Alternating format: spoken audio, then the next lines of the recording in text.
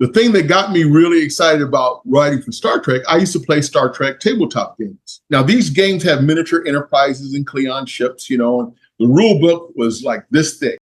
Okay? It's a college level game, but that's the closest you'll ever come to flying a real starship in Star Trek. And when I first started playing the game, I was the only guy who I knew played it. Later on, it became wildly popular. But when it first came out, I was one of the first guys on it because it was Star Trek.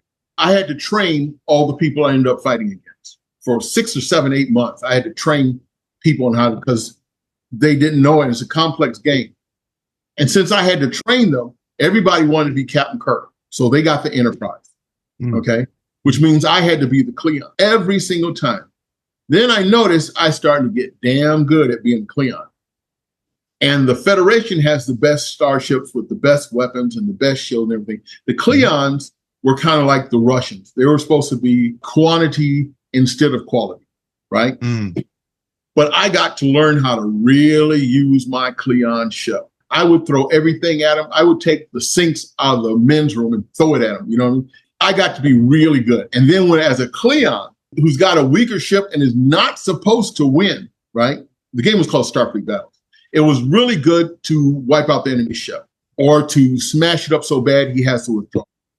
But the best thing to do, the way to add insult to injury, is to capture his ship, take it from him, and then haul it back to your homeworld to study. That's the best you could possibly do, right? And for me to come out with my Klingon D7 battlecruiser and basically bitch slap him across the table, take his Enterprise from him and haul it back to the Klingon homeworld, you should see how demoralized guys would get. You know what I mean? Here I am with my little Klingon, and I just knew my ship so well, I would just knock them all over the board and then take their ship from them. Those are some good times.